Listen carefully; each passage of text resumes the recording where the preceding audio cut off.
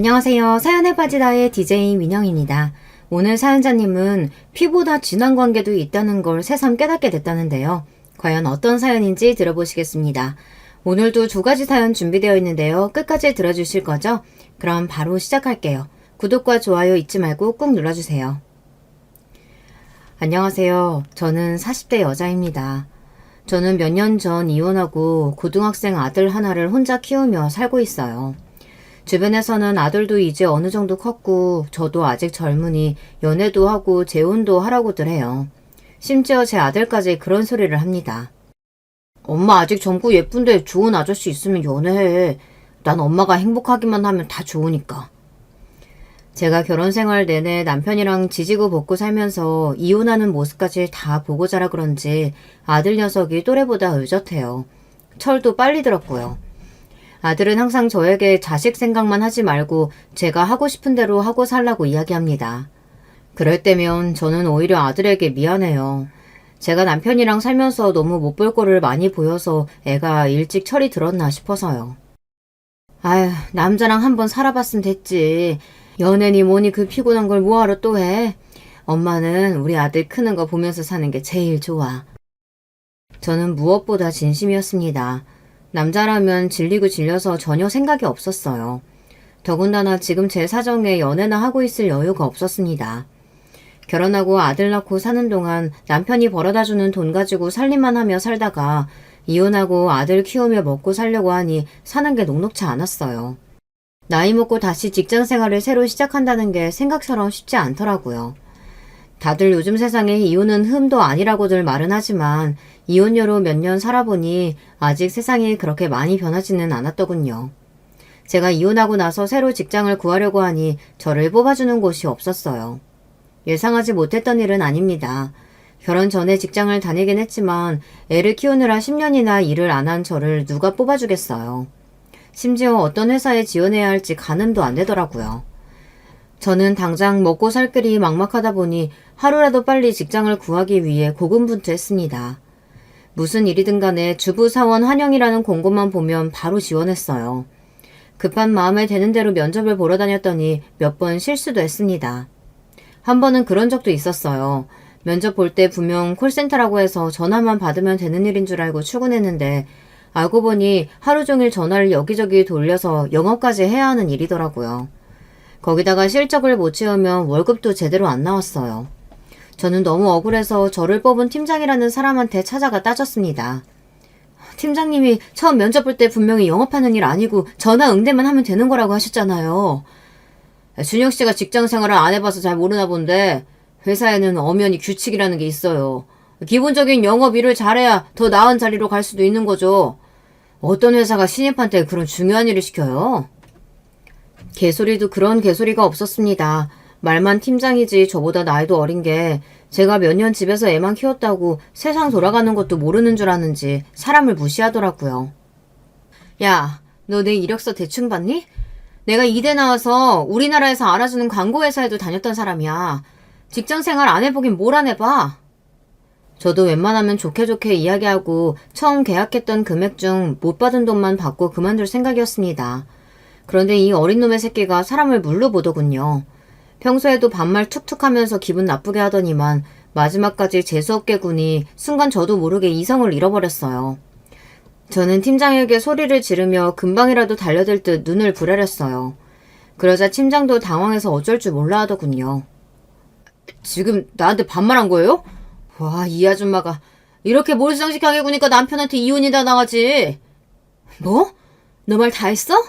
사기는 네가 쳐놓고 누구더러 몰상식하대. 그리고 네가 나 이혼당하는 거 봤어? 봤냐고? 주변에 있던 사람들이 달려와 저와 팀장을 말리지 않았다면 저는 그 자리에서 팀장 머리채를 잡았을지도 몰라요. 그 정도로 제 이성의 끈이 끊어지고 말았습니다. 저는 그날 바로 그 사기꾼 회사를 그만두고 나왔어요. 사실 잘린 거나 마찬가지이지만 저도 더 다닐 생각이 없었습니다. 여기서 끝이 아니에요. 다음으로 들어간 회사는 가구 영업과 판매를 하는 회사였어요. 그 회사는 대부분 주부사원과 나이가 지긋한 남자 상사들이 대부분이었죠. 아무래도 같이 일하는 직원들이 대부분 아이를 키우는 주부이다 보니 이야기를 하다 보면 자연스레 애들 이야기나 남편 이야기를 하게 됐어요. 전 회사에서 이혼했네 어쩌네 그런 소리까지 들었으니 저도 웬만하면 이혼한 이야기를 하고 싶지 않았지만 제 성격상 숨길 수가 없었습니다. 직원들과 가까워지고 나서는 저도 자연스레 이혼했다는 이야기를 했어요. 사실 제가 이혼한 게 제 흠도 아니고 잘못도 아닌데 괜히 숨기는 게 더 이상하다고 생각했거든요. 새로 옮긴 직장에서 만난 사람들은 대부분 또래의 주부들이다 보니 그래도 제 상황에 공감도 해주고 위로도 해줬어요. 제 앞에서만 하는 소리인진 몰라도 그래도 다들 제게 고생했다고 말해주었습니다. 말이라도 제게 고생했다고 말해주는 사람은 이혼하고 처음이라 위로가 되긴 하더라고요. 사실 이혼하고 나서 사람들이 왜 이혼했냐고 묻는 게 싫어서 친구도 주변 사람들도 아무도 안 만났어요. 새로 옮긴 직장 사람들하고는 그래도 잘 맞는 것 같아 오래 다녀보려고 했습니다. 그런데 사람 일이라는 게 제 뜻대로 되지 않더군요. 새로운 직장에도 문제는 있었습니다. 위로 나이가 지긋한 남자 상사 둘이 있었는데 자꾸만 저에게 조금씩 선을 넘었어요. 제가 인상이 좀 센 편이에요. 이목구비가 진해서 화장을 특별히 하지 않아도 차가워 보인다는 말을 많이 듣습니다. 그런데 진짜 성격은 전혀 그렇지 않아요. 되게 소심하고 내성적입니다. 그런데 상사 두 분이 자꾸만 저를 볼 때마다 친한 척하며 인상이 세다고 드세 보인다는 말을 대놓고 했어요. 그럴 때마다 저는 기분이 상했지만 애써 좋게 넘겼습니다. 어렵게 얻은 직장인데 괜히 또 문제를 만들 수는 없으니까요. 그러던 어느 날이었습니다. 연말이라고 회식을 하는데 그 거슬리는 상사 중 한 명이 제 외모를 가지고 또 이야기를 시작하더라고요. 순영 씨는 겉으로 보는 거랑 다르게 말수도 별로 없고 조용조용한 것 같아. 이렇게 순중한 사람이 웬만하면 좀 참고 살지 이혼을 왜 했대? 에이, 순영 씨 눈매를 봐요. 어디 참고 살게 생겼어요? 지금이야 남편도 없이 아들 혼자 키우면서 먹고 살려면 직장에서는 당연히 순종하게 굴어야죠. 다들 술이 과해서 그냥 하는 소리라는 건 알지만 저는 얼마나 상처받았는지 몰라요. 제 외모를 가지고 마음대로 떠드는 것도 기분이 나빴는데 이혼을 한 거 가지고 참고 사네 마네 하는 소리는 듣기 싫었습니다. 저 겉보기랑 성격은 전혀 달라요. 누구한테 싫은 소리도 할 줄 모르고요. 저도 이제 철이 좀 들었는지 마음 같아서는 상사고 뭐고 테이블을 다 뒤집어버리고 싶었지만 애써 웃으며 농담으로 말을 돌렸습니다. 그러자 옆에 있던 다른 직원이 아무래도 그런 제가 걱정됐는지 나서서 제 편을 들어줬어요. 부장님들, 여자 직원 외모 가지고 순해 보이네 어쩌네 농담하면 안 되는 거 모르세요? 에이, 우리는 순영 씨가 이렇게 젊고 팽팽한데 남편도 없이 혼자 사는 게 안타까워서 하는 소리지. 순영 씨, 내가 남자 하나 소개해줄까? 내 친구인데 장가 안 간 아들이 하나 있긴 한데 강남에 딴도 있고 돈도 잘 벌어. 부장님, 순영 씨 나이가 몇인데 부장님 친구를 만나요. 할아버지 초상 치러줄 일 있어요? 아이, 여자 나이 40대면 뭐가 젊다 그래. 더군다나 한번 갔다 왔으면 그런 거 따지면 안 되지. 동료 언니가 화가 나서 한마디 더 하려는 걸 제가 애써 말렸습니다. 저도 사람인데 당연히 화나죠. 하지만 아무리 술자리라도 저에 관한 이야기가 더는 거론되기를 원하지 않았습니다. 그냥 이쯤에서 마무리하고 싶었어요. 다들 이혼했다고 하면 별일 아니라고 요즘 세상에 흠도 아니라고 하면서도 결국은 다 똑같았습니다. 사람을 무슨 큰 하자가 있는 사람처럼 취급했어요. 그날 집에 돌아와서 애를 재워놓고 혼자 소주 한 병을 마시며 얼마나 울었는지 몰라요. 내가 어떤 마음으로 남편과 이혼하고 아들을 데리고 나왔는지 아무것도 모르는 사람에게 그런 멸시와 무시를 받으며 거지 같은 소리를 들었다는 게 너무 화가 나고 속상했어요. 결혼 전까지만 해도 저는 집안의 자랑이었습니다. 중고등학교 때는 반에서 1등도 심심찮게 하고 친구들 사이에서도 인기가 좋아서 반장, 부반장도 매년 했어요. 평생 부모님 속이라고는 썩여본 적 없는 착한 딸이었습니다. 그랬던 제가 이런 취급이나 당하며 사는 걸 보면 부모님이 얼마나 속상해 하실까 싶어 더 서러웠습니다. 그리고 전 남편이 죽일 듯 원망스러웠어요. 이혼하고 나서도 전 남편만 생각하면 이가 부득부득 갈리고 미웠지만 아들을 생각해서라도 애써 전 남편에 대한 기억은 잊고 살려고 노력했습니다. 그런데 이혼과 동시에 이런 일들이 자꾸만 생기니 남편에 대한 원망을 지울 수가 없더군요. 남편은 제가 다니던 직장 상사의 소개로 만났어요. 당시에 저는 대학을 졸업하고 이제 갓 사회생활을 시작한 새내기였습니다. 남편은 아버지께서 하시는 회사에서 일을 배우고 있다고 했죠. 남편의 첫인상은 서글서글 좋아 보였어요. 매일 또래 남자들만 보다 연상이랑 만나다 보니 하나부터 열까지 다 챙겨주고 굉장히 자상하더라고요. 저보다 연상이라 그런지 어른스러워 보이기도 했고요. 그렇게 저와 남편은 1년 가까이 연애하고 결혼했습니다. 여기까지 들으면 굉장히 순탄하게 결혼한 것처럼 보이지만 사실 결혼까지 하는데 우여곡절이 좀 있었어요. 사실 처음 결혼하겠다고 마음먹었을 때 예비 시부모님께 인사를 하고 와서 이 사람과 결혼하는 게 맞나 고민이 됐습니다. 예비 시아버지를 만났는데 남편에게 듣던 것보다 무서워도 너무 무서워서 집안 분위기가 너무 살벌하더라고요. 시아버지께서 작은 단축 공장으로 시작한 사업이 커져 동남아시아 쪽에 공장까지 있을 정도로 크게 의류 사업을 하시는데 자수성가하신 분이라 그런지 사업에 대한 열정이 대단하셨습니다. 남편은 장남이에요. 아래로 남동생이 둘 있습니다. 형제 셋 모두 시아버지 회사에서 일하는데 시아버지께서 아들들에게 굉장히 엄하게 하시나 보더라고요. 아직 회사를 물려줄 후계자를 정하지 않으셨다면서 아들 셋을 경쟁시키셨어요. 당신의 반이라도 따라오는 자식에게 회사를 물려주겠다고 어릴 적부터 입이 마르게 이야기하셨대요. 그러다 보니 남편은 시아버지 눈치를 엄청 봤어요. 저랑 연애할 때 데이트를 하다가도 시아버지께서 회사로 소집하면 곧장 회사로 달려가고는 했습니다. 연애할 때부터 남편이 시아버지라면 벌벌 떠는 모습을 봐서 그런지 저는 처음 인사드리러 갈 때부터 굉장히 겁이 났어요. 남편을 위해서라도 제가 시아버지에게 이쁨을 받으면 좋으니까요. 남편도 인사 가기 전에 저에게 귀에 딱지가 앉을 정도로 이야기했습니다. 우리 아버지는 다른 보통 아버지하고는 달라. 자식도 능력에 따라 비교하고 마음에 안 들면 바로 내친다니까. 자기가 좀 힘들어도 비유 잘 맞춰줘야 돼. 그래야 우리 둘 다 사는 거야. 남편은 저에게 항상 인생의 동반자라고 했습니다. 본인이 잘 돼야 제 인생도 편해지는 거라고요. 그때까지만 해도 저는 아무리 시아버지가 엄하다고 해도 당신이 낳은 자식인데 그렇게 매몰차게 하실까 싶었어요. 그런데 막상 시아버지를 직접 만나고 나니 제가 잘못 생각해도 한참을 잘못 생각했다는 걸 알겠더군요. 시아버지는 아버지가 아니라 직장 상사 같은 느낌이었어요. 제가 처음 인사드리러 갔을 때도 며느리로서 인사하러 간 게 아니라 마치 회사 면접을 보러 간 자리 같았습니다. 이대 나와서 삼성 광고회사 다니고 있다고? 광고 쪽으로는 나보다 전문가일 테니 우리 회사 마케팅에 대해 어떻게 생각하는지 한번 이야기해보게.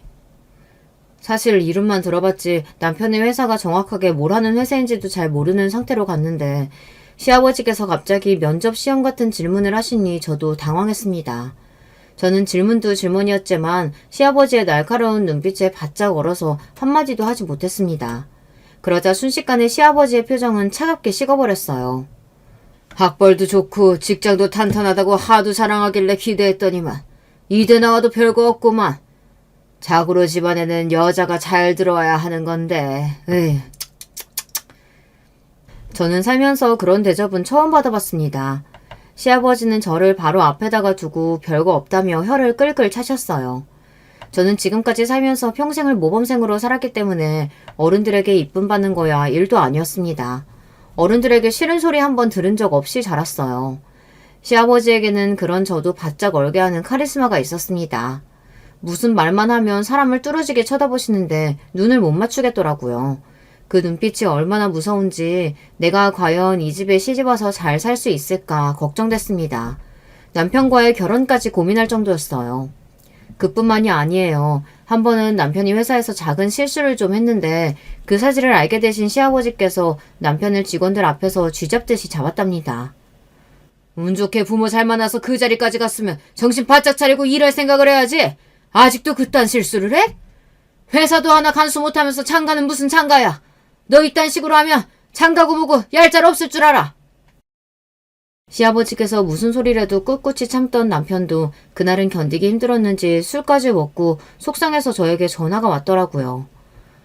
세상에 무슨 아버지라는 사람이 사람들 다 있는 앞에서 아들을 그렇게 무시하고 막대할 수가 있어. 나도 조금 있으면 40인데 정말 너무하다니까. 도대체 어떻게 해야 아버지가 나를 인정해 주실지 정말 모르겠다. 남편은 화도 냈다가 속상해도 했다가 많이 힘들어했어요. 남편이 힘들어하는 모습을 보고 있자니 저는 너무 짠해서 눈물이 다 났습니다. 당시에는 남편이 저에게 있어 굉장히 어른 같은 존재였기 때문에 그런 남편이 힘들어하는 모습을 보니 저도 시아버지가 원망스럽더라고요. 그래도 제가 한 가지 잘하는 게 있습니다. 끈기가 좋은 편이에요.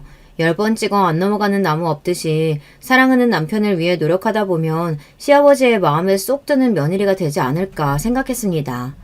그때부터 저는 주말마다 남편네 집에 놀러 갔어요. 용건도 없이 괜히 가서 얼굴 도장을 찍었습니다. 시아버지는 당연히 저에게 별 관심이 없으셨지만 그래도 굴하지 않고 매주 갔어요. 자연스레 시어머니랑 쇼핑도 가고 식사도 했습니다. 어떤 날은 시댁 소파에 앉아 시아버지 옆에서 뉴스를 같이 보기도 하고요. 물론 시댁에 갈 때마다 시아버지가 무섭기도 하고 눈치가 보이기도 했지만 이렇게라도 자주 얼굴을 보다 보면 자연스레 정이 생기지 않을까 싶은 마음에 포기하지 않고 3달 넘게 시댁에 갔어요. 다행히도 제 작전이 통했는지 3달 정도 매주 왔다 갔다 하며 알짱거리니 어느 순간 시아버지께서 슬쩍 제게 말을 걸어주시더군요. 내 아들놈이지만 돈이 저 녀석 여자라면 사족을 못 쓰는 놈이야. 너는 그거 알고도 내 아들이랑 결혼하려는 거냐? 시아버지께서 저더러 저런 놈이 뭐가 좋다고 주말마다 쉬지도 않고 여기까지 오냐고 하셨어요. 그러면서 하시는 말씀이 당신네 집안 핏줄이 대대로 여자를 좋아하는데 첫째인 제 남편이 제일 많이 그 핏줄을 닮았답니다. 저더러 남편이 분명 여자 문제로 속 썩일 놈이니 다시 신중하게 생각해보라고 하셨어요. 순간 저는 당황해서 뭐라고 대답해야 할지 몰라 우물쭈물했습니다. 그런데 그 순간 저도 모르게 갑자기 웃음이 터졌어요. 바로 그 전까지만 해도 제가 왔다 갔다 해도 전혀 관심도 없으시더니 몇 달 얼굴 좀 봤다고 저에게 은근슬쩍 농담을 거시는 게 좋은 신호 같았거든요. 남자가 여자 좋아하는 게 잘못된 건가요? 저도 남자 많이 좋아해요. 그 순간 어디서 그런 용기가 났는지 모르겠습니다. 워낙 집안 분위기가 딱딱하고 조용하다 보니 저도 모르게 긴장해서 애써 농담이라고 한 소리였어요. 그런데 다행인 건 시아버지의 반응이 나쁘지 않았다는 겁니다. 아이씨고 천생연분이 따로 없구만. 네가 생긴 것만큼이나 성격도 시원시원하구나. 그 정도면 됐다. 철딱서니 없는 내 아들놈 잡고 살만 하겠어. 그 전까지는 저를 발밑에 떼만도 못하게 쳐다보시던 분이 그날 이후로는 저를 바라보시는 눈빛이 달라졌어요.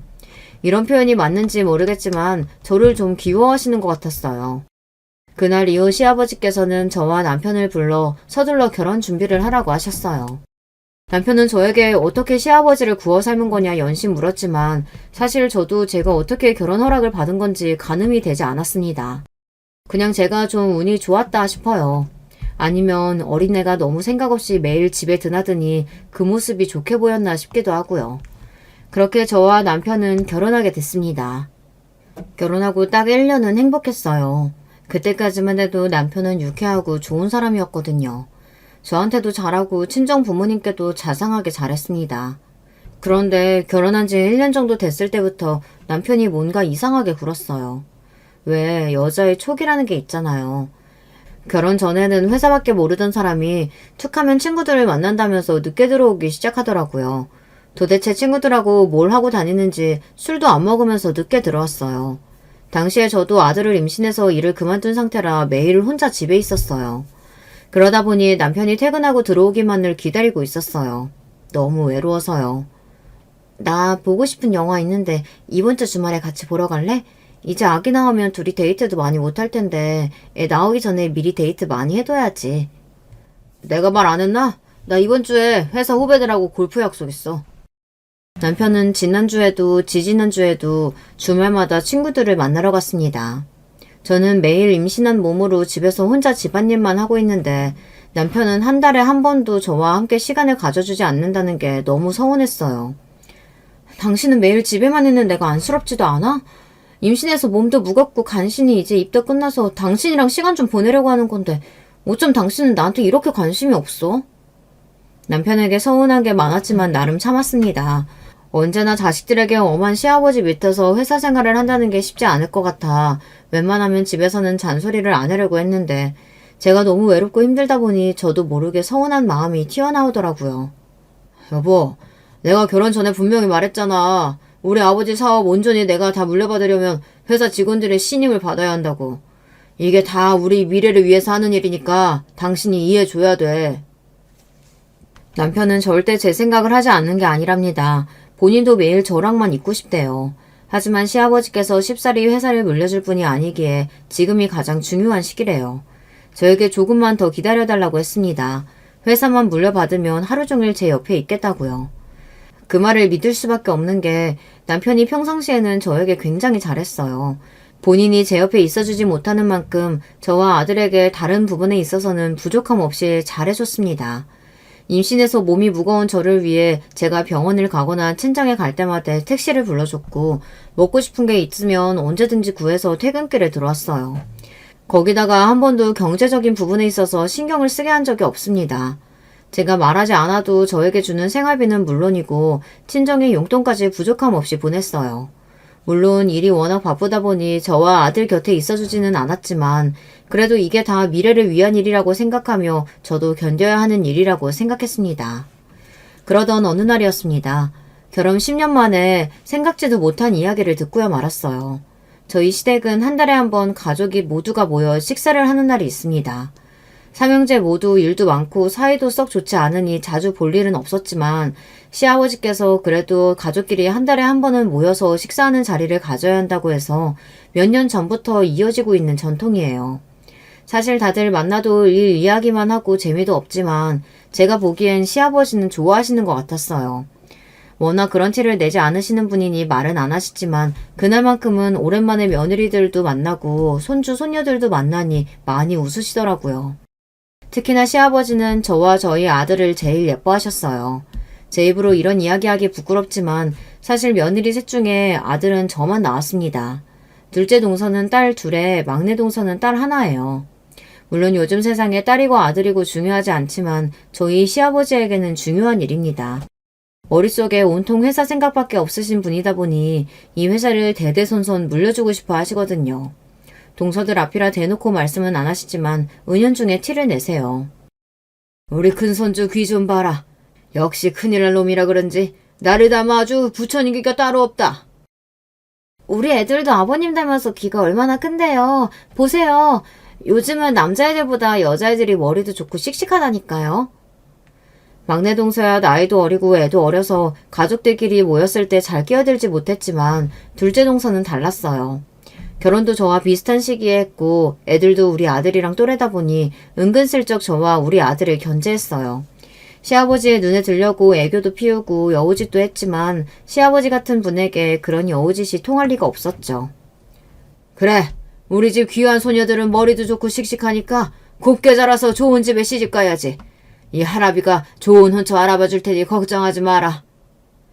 이제 초등학교에 다니는 애들 혼처까지 이야기하며 시아버지는 말을 돌렸습니다. 시아버지께서는 손녀보다는 손주에게 사업을 물려주는 게 옳은 일이라고 생각하세요. 저는 진작 시아버지의 생각을 알고 있었던 게 제가 결혼하고 아들을 낳았을 때 시아버지가 얼마나 좋아하시는지 저에게 고급 세단을 선물해 주셨어요. 내가 너 처음 봤을 때부터 마음에 들었다. 역시 예쁜 며느리가 예쁜 짓만 하는구나. 아들 하나 낳은 김에 둘째도 하나 더 낳아. 둘째도 아들이면 내가 네 이름으로 아파트도 하나 사줄 테니까. 워낙 냉철하고 말도 딱딱하게 하시는 분이라 별 기대 안 하고 있었는데 시아버지께서 우리 아들이 태어났을 때는 얼굴에 웃음꽃이 피어서 저에게 예쁘다고까지 칭찬하셨어요. 그 전에는 제가 아무리 잘해도 그런 소리 하지 않으시더니 확실히 손주는 다른가 보더라고요. 시아버지는 한 달에 한 번 식사하는 자리도 중요하게 생각하셨지만 안부 전화도 굉장히 중요하게 생각하셨어요. 저는 어릴 때 할머니, 할아버지께서 돌아가시기 전까지 함께 살았기에 어른들을 어려워하지 않습니다. 부모님보다 할머니, 할아버지와 보내는 시간이 더 많았기 때문에 어르신들이 뭘 좋아하시는지 잘 알아요. 그런 저의 집안 환경이 결혼하고 나서는 꽤 도움이 됐습니다. 결혼하고도 저는 시부모님의 관심을 받고 싶은 마음에 어릴 적 저희 할머니, 할아버지가 좋아하시던 간식을 사서 자주 갔었어요. 월요일 아침이면 항상 전화를 드리기도 했고요. 다른 동서들은 시아버지가 무서워서 전화 드리는 게 어렵다고 했지만 저에게는 별로 어려운 일이 아니었습니다. 그냥 식사는 하셨냐, 별일 없으시냐 몇 마디만 하고 끊으면 될 일인데 어렵게 생각하지 않았죠. 그런 저의 모습이 시아버지께서는 좋아 보였나 봐요. 저는 제 성격대로 한 것뿐인데 한 번은 시어머니께서 제 손을 꼭 잡아주시며 고맙다고 하시더라고요. 우리 집에 딸이 없어서 네 시아버지가 항상 아쉬워했는데 그네 네가 들어오고 나서는 우리도 딸이 생긴 것 같고 좋다. 그 무뚝뚝한 사람이 네가 사왔다고 하면 그 싫어하는 단 음식도 자기 손으로 가져다 먹어. 말은 안 해도 월요일 아침마다 너한테 전화 안 오나 은근 기다린다니까. 나도 몇십 년 같이 살면서 처음 보는 모습이라 너무 신기해. 우리 큰며느리 없었으면 적적해서 어쩔 뻔했나 싶다. 고맙다 아가야. 시어머니는 평생 까칠한 시아버지 뒷바라지만 하시며 사셔서 그런지 굉장히 인자하고 보살 같으세요. 그런 분이 하시는 말씀이니 처음엔 저도 저 기분 좋으라고 하시는 말씀인가 보다 했습니다. 그러던 중 제 결혼 생활에 점차 금이 가기 시작했습니다. 제가 남편과 대판 싸운 적이 있어요. 아무리 일이 바빠도 가정에 일이 생기면 가장 노릇은 해야 하는 거잖아요. 결혼 생활 내내 바쁜 남편과 사는 죄로 아들 키우는 일이며 집안일은 모두 다 제가 챙겼어요. 항상 힘들고 남편이 좀 도와줬으면 좋겠다 생각은 했지만 뻔히 남편의 상황을 알다 보니 조르거나 잔소리하지 않았습니다. 그랬더니 이 남자가 너무 뭘 모르더군요. 그날은 결혼 10주년 기념일이었어요. 10년을 사는 동안 결혼 기념일이라고 뭘 하고 싶다고 말한 적은 한 번도 없었습니다. 그동안 혼자 아들 키우느라 정신이 없어서 사실 결혼 기념일인지도 모르고 넘어간 일이 많았거든요. 저 같은 무던한 성격도 10주년은 좀 다르다고 생각했어요. 지금까지 한 번도 챙기지 않았으니 10주년 정도는 여행을 가거나 뭔가 기념적인 일을 해야 한다고 생각했어요. 우리도 10주년인데 해외여행 좀 다녀오는 거 어때? 엄마가 애 봐줄 테니까 우리끼리 다녀오라고 하시는데. 결혼 초반에는 영화 보고 싶다, 여행 가고 싶다 잘도 이야기했었는데 10년 정도를 항상 바쁜 남편이랑 살다 보니 저도 말하기 민망하더군요. 괜히 친정엄마를 핑계를 대며 여행 이야기를 꺼냈습니다. 그런데 남편의 반응이 평소와 좀 달랐어요. 물론 지난 몇 년 동안 제가 여행은커녕 외식 이야기도 잘 안 꺼냈지만 남편 성격이 워낙 다정한 편이에요. 아들이나 제가 무슨 말을 하면 항상 자상하게 대답하고는 했습니다. 그런데 그날은 회사에서 무슨 일이 있었는지 미간까지 찌푸리며 제게 짜증을 내더군요. 내가 여름에 휴가도 잘 못 가는데 결혼기념일이 대수라고 여행을 갈 수가 있겠어? 아버지 성격 뻔히 하는 사람이 왜 그래? 저도 고민 끝에 어렵게 한 이야기인데 곧바로 저런 반응을 보이니 순간 기분이 팍 상하더군요. 당신 휴가도 못 갈 정도로 바쁜 거 알지. 근데 당신이 바쁜 만큼 나도 지난 10년 동안 정신없이 바쁘게 살았어. 그냥 기념일도 아니고 명색이 결혼 10주년인데 말을 꼭 그렇게 해야 돼? 빈말이라도 좋다고 일정 알아보겠다고 하면 안 돼? 이래서 사람이 참고 살면 안 된다고 하나 봐요. 저 나름대로 10년 동안 쿨한 척하며 참고 있었던 겁니다.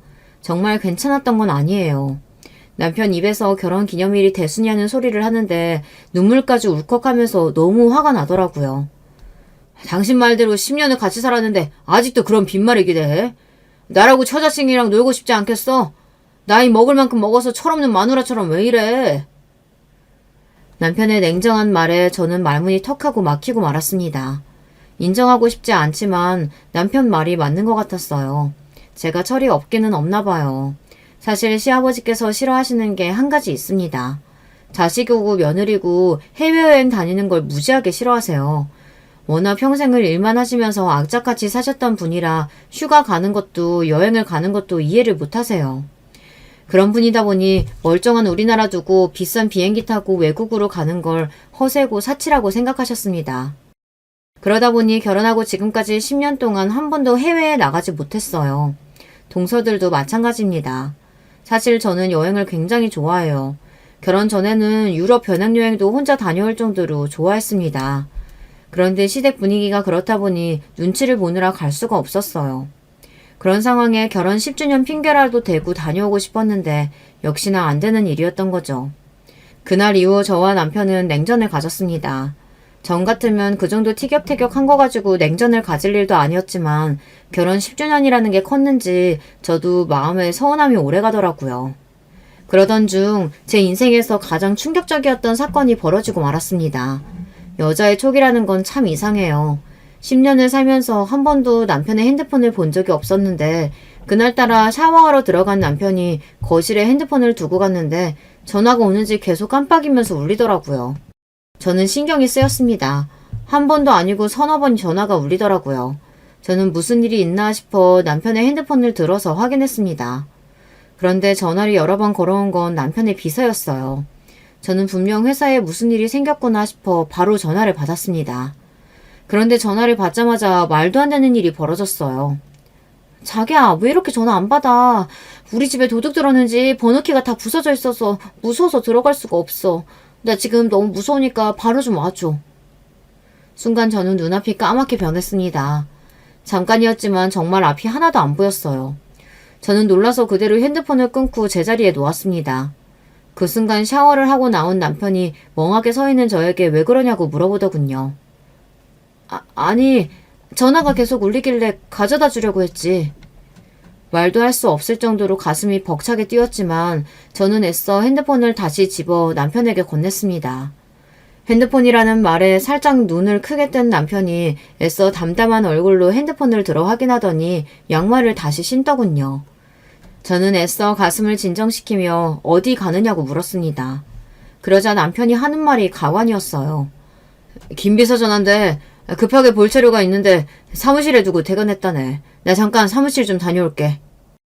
저는 대답도 못하고 우물쭈물하고 있는데 남편은 너무도 아무렇지 않은 얼굴로 집을 나섰습니다. 저는 순간 오만 가지 생각이 다 들었어요. 방금 전화 온 여자가 김 비서가 맡기는 한 건지, 남편과 김 비서가 도대체 무슨 사이인 건지 뒤죽박죽 정신이 없었습니다.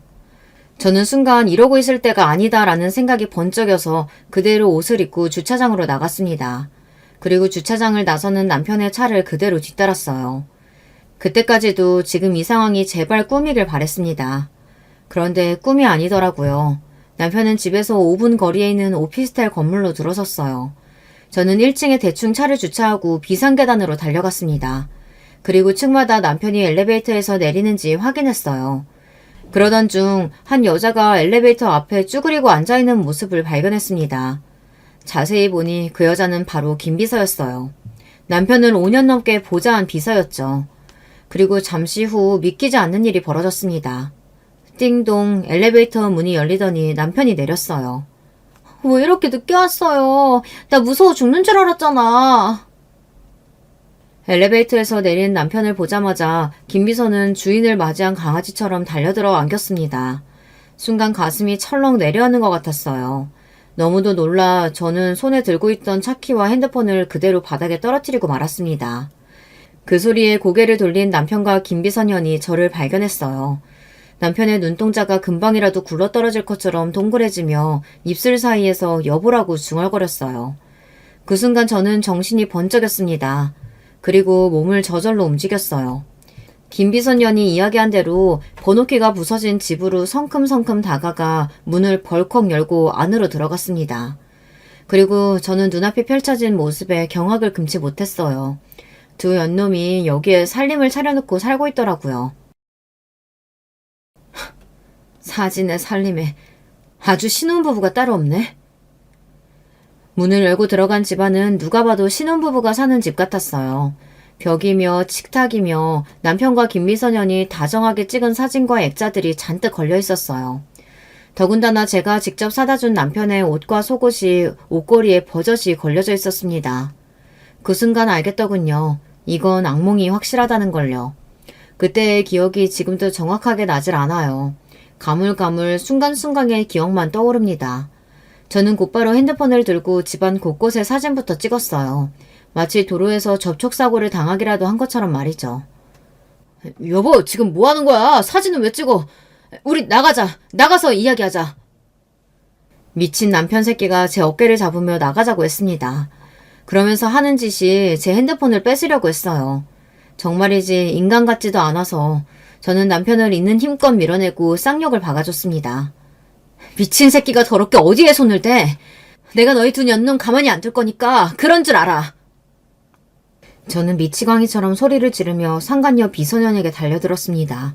저 길고 부드러운 머리털을 다 뽑아버리려고요. 그 순간 남편이 저를 세게 밀쳤습니다. 저는 그대로 바닥으로 넘어졌어요. 당신 미쳤어? 무식하게 지금 뭐 하는 거야? 유라야, 괜찮아? 우리 아기 잘못된 거 아니지? 안 되겠다. 바로 병원 가자. 순간 저는 실신할 정도로 머릿속이 새하얗게 변해버렸습니다. 임신? 전현이 임신을 했다고? 저는 도무지 믿을 수 없어서 눈도 제대로 뜰 수가 없었어요. 그때였습니다. 더는 놀랄 일은 있을 수 없겠다 싶었는데 더 놀랄 일이 남아있더군요. 이런 미친 새끼! 너 지금 그걸 말이라고 해? 이 상황이 꿈이 아니고 현실이기는 한지 믿기지 않았습니다. 제 눈 바로 앞에 시아버지가 서 계셨어요. 알고 보니 상간년 비소년이 살고 있던 오피스텔 번호키를 부순 건 시아버지셨습니다. 얼마 전 시아버지께서 남편에게 상간녀가 있다는 사실을 알게 되셨나 봐요.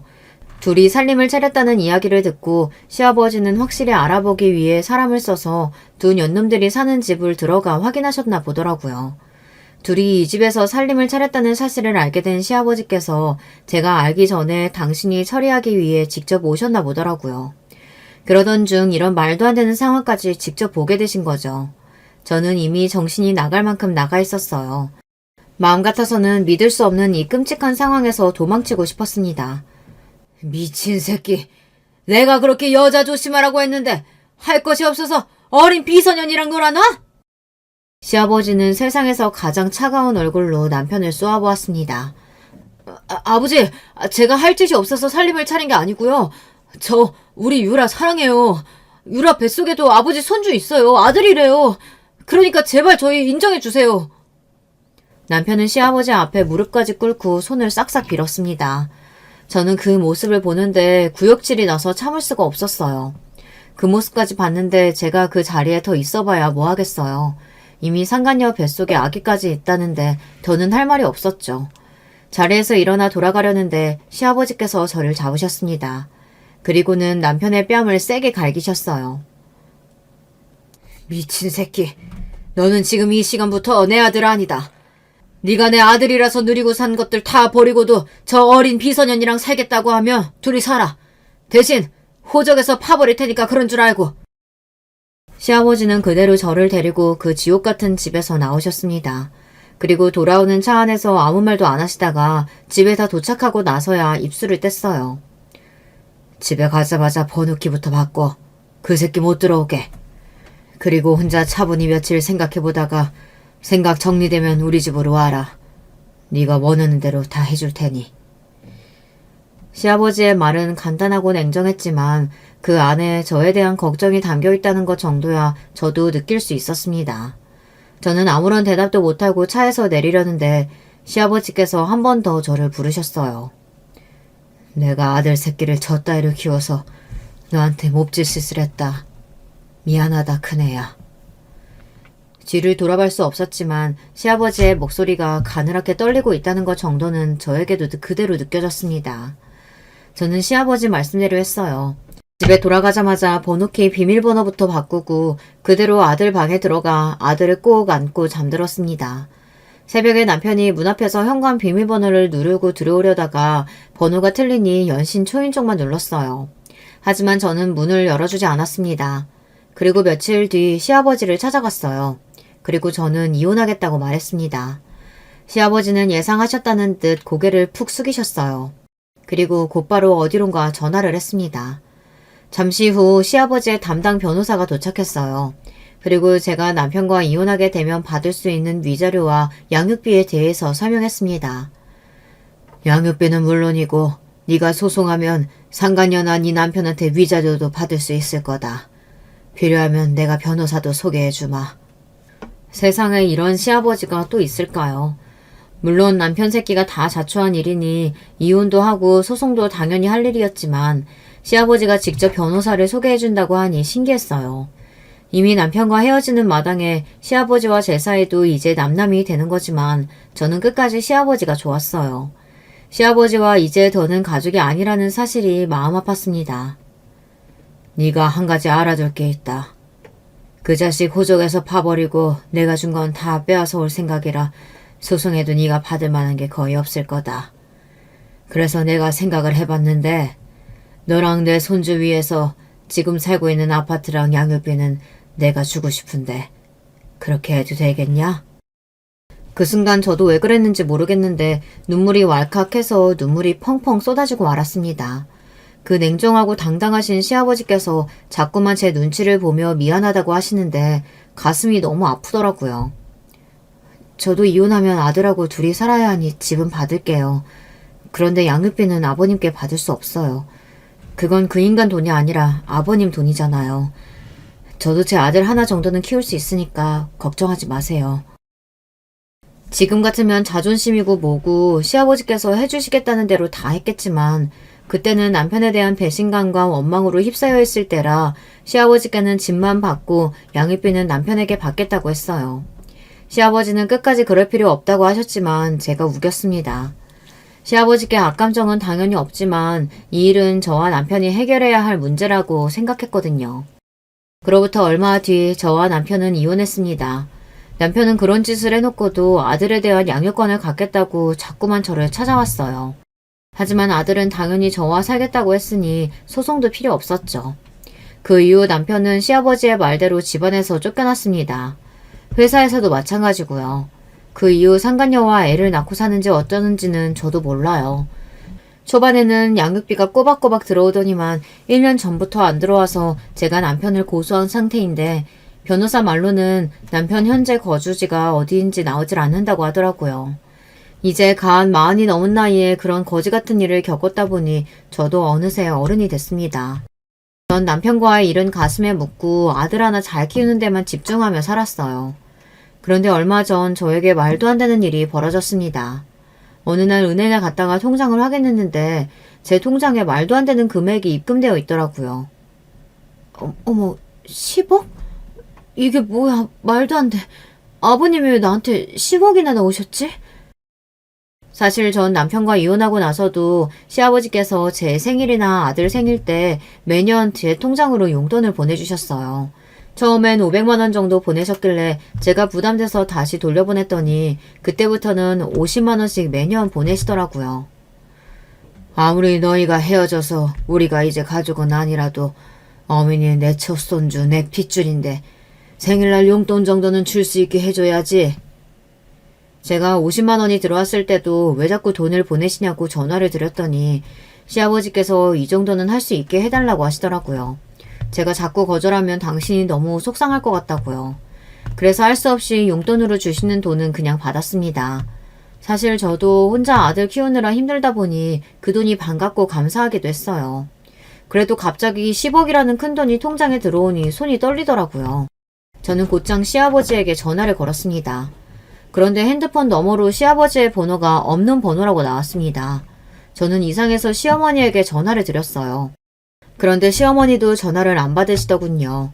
저는 이대로 있으면 안 될 것 같아 통장을 들고 곧장 시댁에 찾아갔습니다. 돈을 돌려드리려고요. 그런데 시댁에 도착한 저는 충격적인 이야기를 듣고야 말았습니다. 알고 보니 시아버지께서 한 달 전에 돌아가셨대요. 저는 너무 놀라서 그 자리에 주저앉고 말았습니다. 너 이혼하고 나서 그 양반 최장한 판정 받았어. 처음 판정 받았을 땐 촉이라 금방 고칠 수 있다고 했는데 몇 년 동안 여기저기 계속 전이가 돼서 3년 넘게 병원에만 있다가 얼마 전에 쇼크 와서 가버렸다. 저는 시어머니의 이야기에 너무 놀라서 말을 이을 수가 없었습니다. 그리고 이렇게 말 한마디 없이 가버린 시아버지가 너무 원망스러웠어요. 매년 생일 때마다 자꾸 용돈을 보내셔서 제가 몇 번이나 연락을 드렸는데 그때마다 저한테 아픈 데도 없고 건강하다고 하셨어요. 근데 췌장암이라니. 그랬습니다. 돈도 돈이지만 시아버지와 통화하고 싶은 마음에 전화를 드리면 어떻게 지내는지 건강은 어떠신지 항상 묻고는 했어요. 그럴 때마다 시아버지는 전과 다름없이 차가운 목소리로 퉁명스럽게 대답하셨습니다. 내가 얼마나 건강한 사람인지 알면서 내 걱정을 해. 너나 밥 잘 챙겨 먹고 잘 살아. 네가 건강해야 우리 손주 씩씩하게 잘 클 거 아니냐. 저는 후회가 됐습니다. 남편이 아무리 믿고 원망스러워도 시아버지가 보고 싶으면 보고 올걸. 괜히 망설이고 자존심 부리다 시아버지께서 병원에서 아프고 힘든 시간을 보내고 있다는 걸 전혀 모르고 있었어요. 그렇게 아픈 와중에도 네가 보낸 우리 손주 사진 보면서 혼자 웃고 얼마나 좋아했는지 몰라. 너랑 우리 손주 보고 싶어 하는 것 같아서 내가 한번 연락한다고 했다가 얼마나 욕을 먹었는지 모른다. 시아버지께서 돌아가시기 몇 달 전부터 유난히 저와 제 아들 이야기를 많이 하셨답니다. 그래서 시어머니께서 제게 연락을 하려고 했더니 시아버지께서 난리를 치셨대요. 우리가 무슨 염치로 제 얼굴을 봐. 내 아들 새끼 때문에 평생 마음고생하고 사는 거 안쓰러워서라도 나는 이런 걸 못 보여줘. 정작 내 가슴에 대못 박은 새끼는 양육비도 안 주고 어디에 있는지조차 모르는데 시아버지는 돌아가시는 순간까지 저와 제 아들을 걱정하셨대요. 그러면서 저에게 현금 10억을 남기셨답니다. 세금 문제도 다 변호사에게 이야기해서 정확하게 현금 10억을 보내라고 하셨대요. 그리고 저에게 편지도 남기셨습니다. 네가 내 돈 받기 싫어하는 거 알지만 이건 내가 너에게 마지막으로 해줄 수 있는 사과다. 내 아들하고 살아주고 우리 손주 낳아줘서 고맙다. 언제든 힘든 일 있으면 주저하지 말고 네 시어머니 내 변호사한테 연락해. 뭐든 도와줄 거다. 역시나 시아버지의 편지는 간결하고 깔끔했습니다. 제게 하고 싶은 말만 딱 적혀 있었어요. 저는 그날 시어머니의 품에 안겨 1시간을 울다 왔어요. 많은 것들이 후회되고 마음 아파서요. 그날 이후 저의 생일은 달라졌습니다. 생일 때마다 아들과 둘이 맛있는 거 먹고 시아버지의 산소에 들러 인사를 드리고 왔습니다. 이상하게 1년에 한 번 시아버지를 보고 오는 건데 그렇게 잠깐이라도 시아버지와 이야기를 하고 오면 충전이 돼서 다시 또 1년을 살게 되더라고요. 거기다가 요즘은 종종 생일이 아니어도 시아버지께 혼자 가고는 합니다. 힘든 일이 있거나 좋은 일이 생기면 저도 모르게 시아버지 생각이 나더라고요. 시아버지 앞에서 한참 하소연을 하고 나면 모든 고민이 다 해결된 것처럼 가슴이 뻥 뚫리는 것 같았어요. 사람들이 들으면 비웃을 거예요. 이혼한 시아버지 산소에 찾아가는 며느리라니 말도 안 되잖아요. 며칠 있으면 시아버지 생신입니다. 이맘때가 되면 이상하게 더 시아버지 생각이 많이 나서 그리운 마음에 이렇게 글로 적어보았습니다. 절대 주변 사람들한테는 할 수 없는 이야기니까요. 여러분의 마음속에도 다른 사람에게는 못하는 말이 있다면 글로 적어보세요. 누군가 제 이야기를 들어주는 것 같아 속이 다 시원하네요. 저의 궁상맞은 인생 이야기 끝까지 들어주셔서 감사합니다. 여러분에게는 항상 행복한 일만 생기시길 바라겠습니다. 여러분, 두 번째 사연 시작하기 전에 좋아요, 구독 꼭 눌러주실 거죠? 그럼 두 번째 사연 바로 시작합니다. 안녕하세요, 여러분. 오늘은 제 사연을 제보해 보려고 해요. 저는 서울 사는 30대 후반 여자입니다. 평소에 집에 있을 때 집안일을 하며 사연 듣는 게 제 취미인데요. 오늘은 저한테 일어났던 일에 관해 소개하려고 해요. 저만 알고 있기 아쉬워서 제보하게 됐습니다. 여러분은 혹시 어렸을 때 주위에 엄마 없던 친구가 있었나요? 저는 바로 제가 엄마 없이 자란 경우예요. 엄마가 집을 나가거나 이혼한 건 아니고요. 제가 유치원 때 병에 걸려 돌아가셨어요. 엄마를 너무 사랑했던 아빠는 엄마가 하늘로 간 후 재혼하지 않고 혼자 저를 키우셨습니다. 아빠는 저를 엄마의 분신으로 생각했대요. 그래서 항상 최선을 다하려고 하셨죠. 요즘 말로 하면 딸바보라는 말 아시죠? 우리 아빠가 바로 딸바보랍니다. 그런데 남자 혼자 여자아이를 키운다는 건 절대 쉽지 않은 일이었죠. 엄마 없대요. 엄마 없대요. 나는 엄마 있는데. 수연이도 엄마 없지? 우리 엄마 하늘에서 나 보고 있다고 우리 아빠가 그랬어.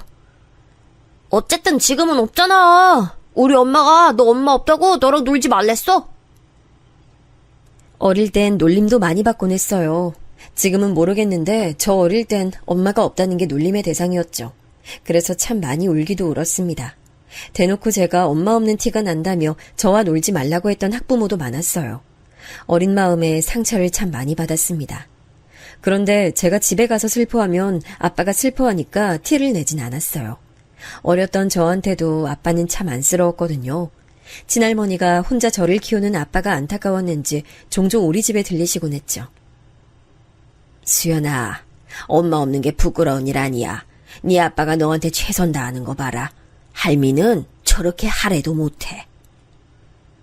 할머니 말대로 아빤 제게 할 수 있는 최선을 다하셨어요. 다행히 아빠는 대기업에 다니셔서 돈이 아주 부족하진 않았습니다. 하지만 저를 돌보는 섬세함은 아무래도 엄마가 없으니 부족했어요. 할머니가 집에 자주 오셔도 엄마의 손길은 따라갈 수 없더라고요. 그래서 학창시절엔 소위 왕따를 당하기도 했습니다. 워낙 엄마가 없다고 놀리던 친구가 많아 어릴 땐 소심했거든요. 또래 친구들과 어울리지도 않고 혼자 있는 시간이 많았어요. 그러다 보니 중학생이 되어서도 자발적으로 혼자 다니게 됐습니다. 제가 워낙 벽을 치니 제게 다가오는 친구도 없었고요. 그때 제 인생에 은인이 나타나게 됐는데요. 바로 중학교 2학년 때 담임 선생님이세요. 제가 지금 교사로 재직 중인데 그 꿈을 가지게 해준 당사자분이랍니다. 수연아, 혹시 짝 같이 하고 싶은 친구 있어? 있으면 선생님한테 얘기해줘. 선생님은 혼자 있는 저를 많이 신경 써주셨어요. 저는 선생님 덕분에 그래도 성격이 조금은 밝아졌습니다. 그리고 그런 선생님을 보고 교사의 꿈을 가지게 됐죠. 그렇게 고등학교에 진학해서는 공부를 열심히 했어요. 제가 성적이 좋게 나오니까 아빠도 많이 뿌듯해 하셨죠. 하늘에서 엄마가 우리 수연이 공부하는 거 보면 뿌듯해 하실 거야. 아빠도 우리 수연이 자랑스러워. 저는 마침내 우수한 성적으로 고등학교를 졸업했습니다. 그리고 서울에 있는 사범대에 합격해서 다니게 됐어요. 그런데 이런 기쁨은 오래가지 않았습니다. 아빠가 다니던 회사가 갑자기 구조조정을 했거든요. 한순간에 실직한 아빠는 참 우울해하셨어요. 그러면서 집안 경제 사정이 안 좋아지기 시작했습니다. 마침 제가 딱 대학에 가자마자 그러니 너무 힘들었어요. 아빠는 집에서 의기소침해서 나가질 않았죠. 그래서 저는 제가 직접 아르바이트하며 돈을 벌었습니다. 제 과목이 사회였는데 사회는 영어나 수학처럼 학원에서 수요가 많지 않았어요. 그래서 저는 식당이나 카페에서 주로 일하며 돈을 벌었어요. 그러다 지금 남편을 만나게 됐습니다. 영화관에서 일했을 때 서로 일을 돕다 호감이 생겼어요. 둘이 싸우기도 많이 싸웠는데 사이가 좋을 땐 또 좋았어요. 보통의 연인처럼 중간에 헤어졌다 다시 만나고 총 4년의 기간을 거쳐 마침내 결혼 얘기가 나왔습니다. 다른 것보다 나 임용 준비할 때 옆에서 그렇게 도와준 걸 보고 마음이 생겼어. 아빠보다 더 열심히 나 챙겨줬잖아. 딸, 그렇게 말하면 아빠 서운하다. 그래도 지금은 아빠도 정신 차리고 일하잖아. 그땐 아빠가 미안했어. 나도 웃자고 말한 거야. 그러니까 너무 안 좋은 시선으로 보지 말고 사위로 받아줘. 아마 엄마도 하늘에서 기뻐하고 있을걸? 내가 널 어떻게 키웠는데 그냥 아쉬워서 그렇지.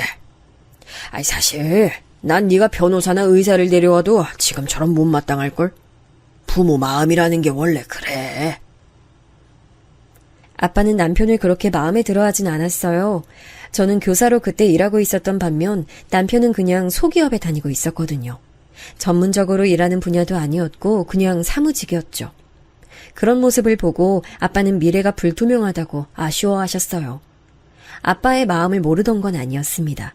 하지만 제가 임용 준비할 때 남편이 옆에서 도시락까지 싸주며 응원했거든요. 그 마음이 예쁘고 고마워서 저도 마음을 열게 됐죠. 아빠 말대로 아빠는 혼자 저를 키우셨으니 그냥 형식상 반대하는 마음이 크셨어요. 그리고 저는 시댁에도 인사를 갔습니다. 가기 전에 백화점에 들러 어머님이 좋아할 만한 꽃다발도 샀습니다. 시아버지를 위한 와인도 구입했죠.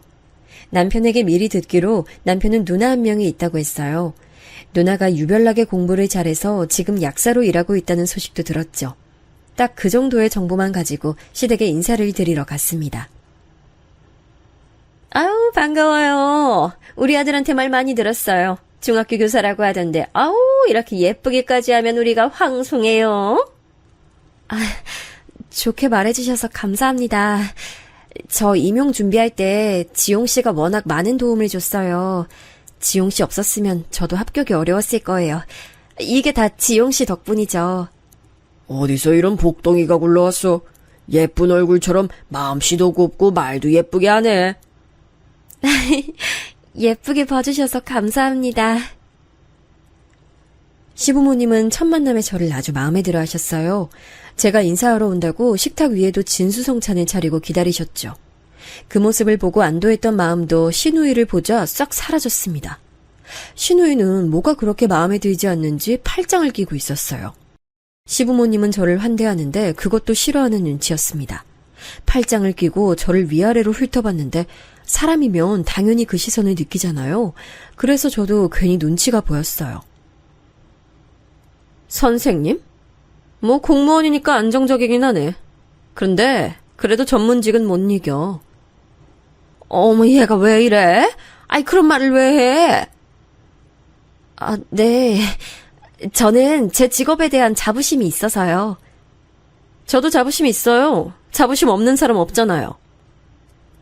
그러면 남의 직업도 존중해 주셔야 하는 거 아닐까요? 아이, 그렇지. 아이, 기분 상했으면 내가 대신 사과하마. 아이, 요즘 딸이 좀 예민해서, 아이, 정말 미안하다. 시부모님이 나서서 말려주시지 않았다면 신우이와 더 갈등이 생겼을 거예요. 그래도 계속 곤란해하시고 시어머니는 집에 갈 때까지 제 눈치를 보셨어요. 그 모습을 보고 조금 마음이 풀리긴 했습니다. 집 가는 길에 신우 얘기를 꺼냈더니 남편은 제게 말했어요. 아, 우리 누나? 아휴, 본인이 우리 집에서 제일 똑똑하거든. 근데 자기가 선생님이라 위기감 느꼈나? 아니면 누나가 되게 결혼하고 싶어 하는데 짝을 못 만났거든. 그래서 내가 먼저 결혼해서 그런가? 남편 말을 듣고 저는 왜 신우이가 저에게 그렇게 적대적인지 알게 됐어요. 한마디로 정리하면 자격지심이었죠. 본인은 결혼하고 싶어 하는데 남동생이 먼저 결혼하니 얼마나 안 이꾸었겠어요. 게다가 그동안 집안에서 제일 똑똑한 이미지였는데 제가 들어오니 기분이 나빴겠죠. 남편 말을 듣고 그럴 수도 있다고 생각하고 넘겼습니다. 하지만 그러지 말았어야 했어요. 저는 살다 시부모님 시집살이가 아닌 신우이 시집살이는 제가 처음 당했거든요. 주위 대학 동기들과 동료 선생님들이 시부모님의 시집살이 얘기할 때 저는 해당 사항이 없었어요.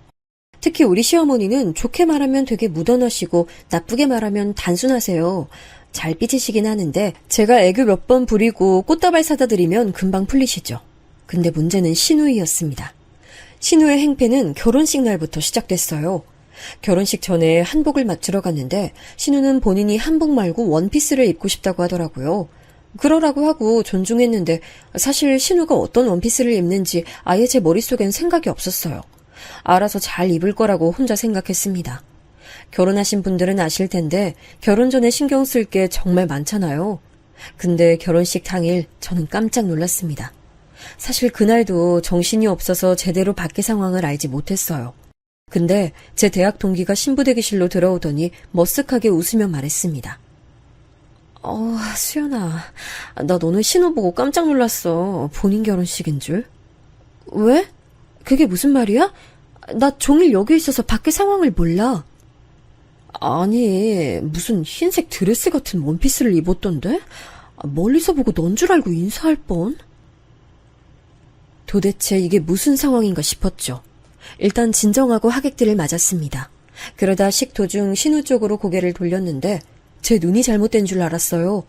신우는 마치 신부처럼 새하얀 원피스를 입고 있었습니다.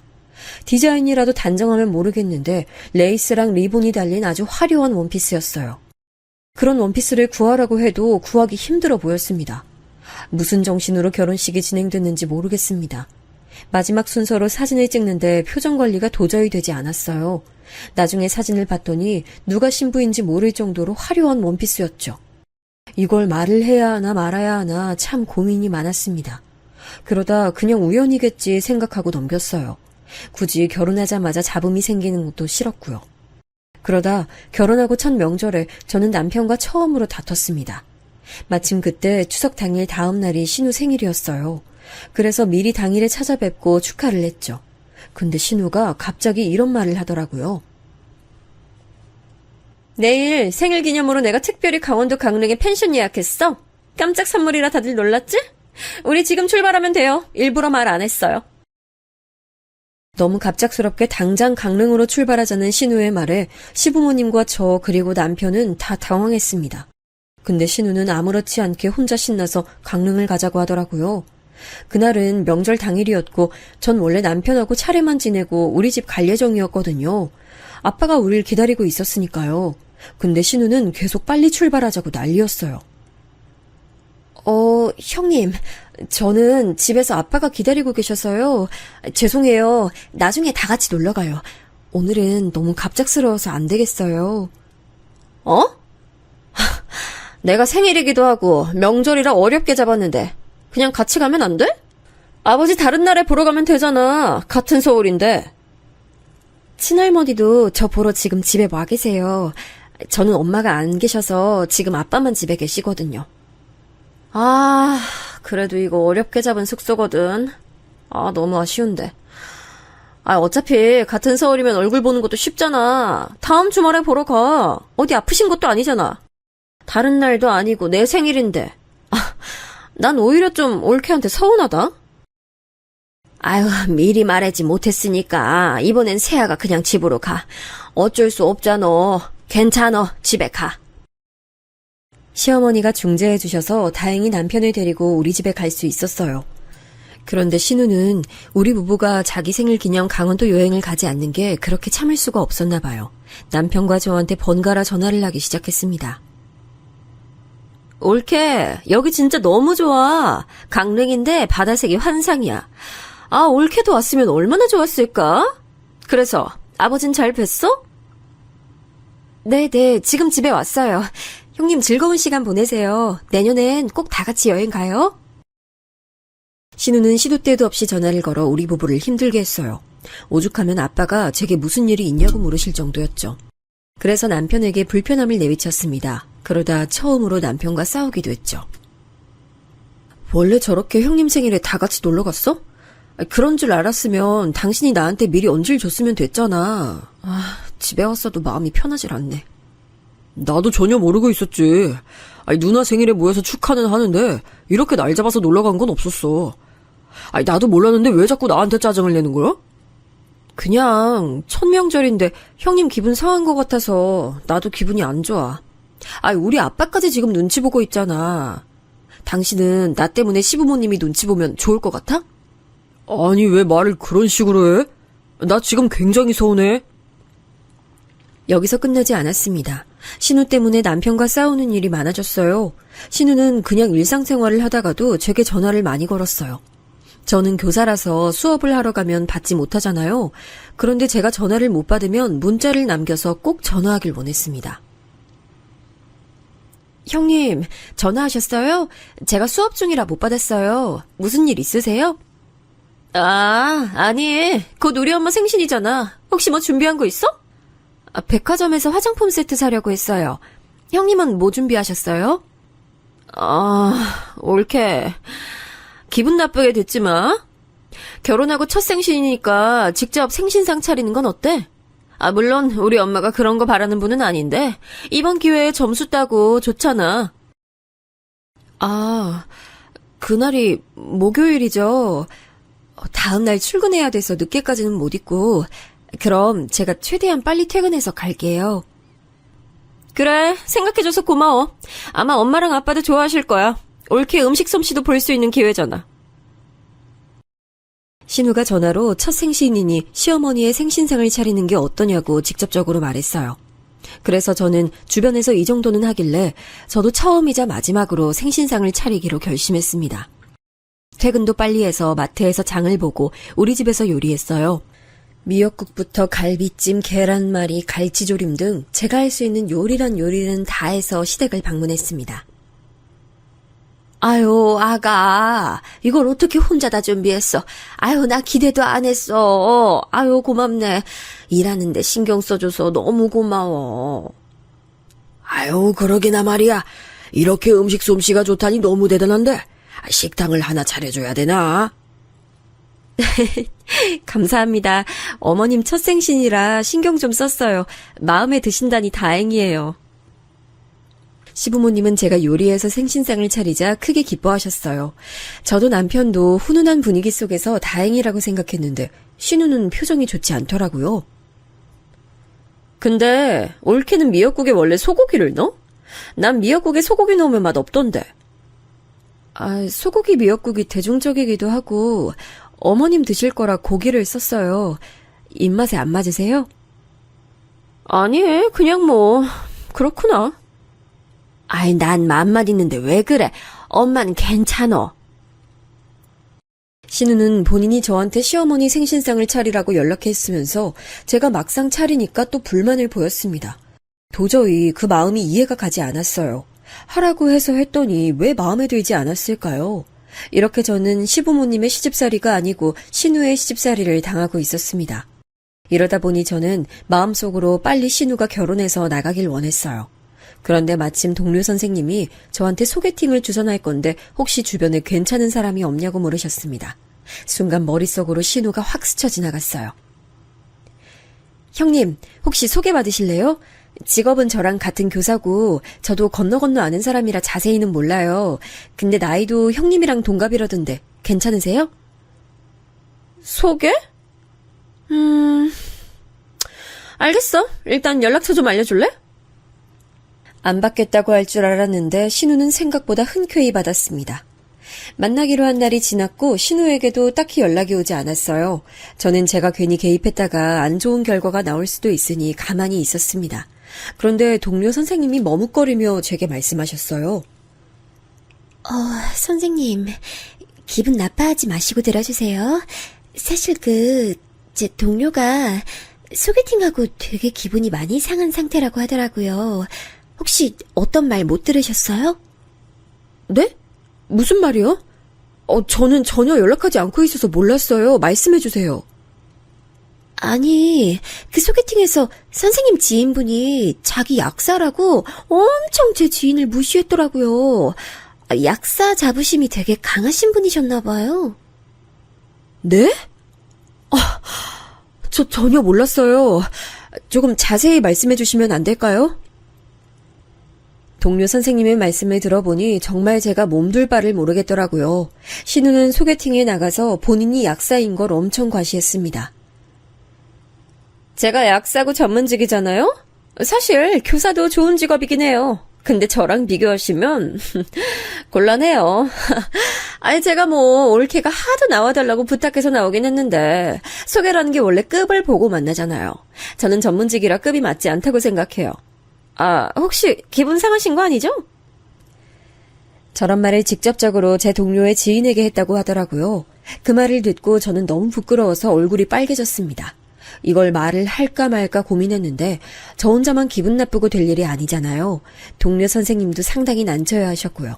그래서 용기 내어 신우에게 전화를 걸었더니 적반하장으로 나오기 시작했습니다.